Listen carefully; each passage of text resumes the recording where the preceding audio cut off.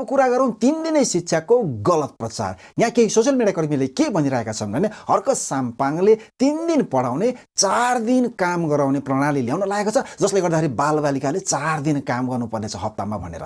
तपाईँ 100% गलत। किनभने अहिले पनि नेपालमा हप्ताको 7 दिन पढाइ हुँदैन। त्यही भएर हर्क साम्पाङले 3 दिन पढायो भने 2 दिन चाहिँ तपाईँले ल्याबमा प्र्याक्टिकल्ली ह्यान्ड्स अन गर्न पाउनुहुनेछ, कामहरू सिक्न पाउनुहुनेछ, ताकि भुइँतिर बेल्चा बोकेर श्रम गर्न जाने होइन, तपाईँको पढाइसँग रिलेटेड कुराहरूमा तपाईँ प्र्याक्टिस गर्न पाउनुहुनेछ। त्यसमा विद्यार्थीहरूले एप्रेन्टिससिप एजुकेसन पाउँछ, जस्तो प्लम्बिङ, इलेक्ट्रिसियन, टेक्निसियन अनि एग्रिकल्चरका कुराहरू सिक्ने मौका पाउँछ। किताब घोकाउने होइन, प्र्याक्टिकल लर्निङबाट स्टुडेन्टहरूलाई प्रोजेक्ट भनेको के हो, टिमवर्क भनेको के हो, कसरी मिलेर काम गर्नुपर्छ आदि इत्यादि कुराहरू चाहिँ प्र्याक्टिकल क्लासबाट उनीहरूले सिक्न पाउँछ। संसारका धेरै विकसित देशहरू जर्मनी, फिनल्यान्ड, स्विट्जरल्यान्ड, जापान आदि जस्ता देशहरूमा यो ड्युल एजुकेसन प्रणाली लागू भइसकेको छ। अब स्विट्जरल्यान्ड जस्तो देशमा त यो प्लम्बिङ, कार्पेन्टर, मिस्त्रीका कामहरू स्टुडेन्टहरूले सम्मानको साथमा सिकिरहेको हुन्छ। हामीले नेपालमा किन नगर्ने? जापानमा हेर्नुहोस्, बच्चाहरूलाई सानैदेखि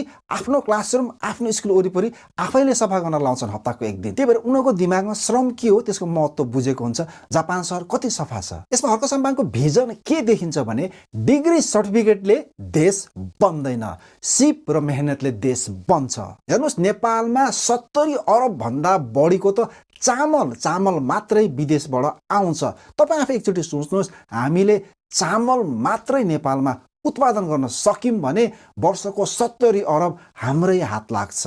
अनि टोटल खानेकुरा त 100 अरब भन्दा बढीको आउँछ नेपालमा विदेशबाट। अब हामी तपाईँ मिलेर आफ्नै देशमा कृषिको विकास गरेर उब्जनी गर्न सक्यो भने तपाईँ हामीकै हातमा 100 अरब भन्दा बढी पैसा पर्छ। अब त्यो कसरी सम्भव छ त? यसरी डिग्री सर्टिफिकेट मात्रै हातमा लिएर त्यो सम्भव छैन।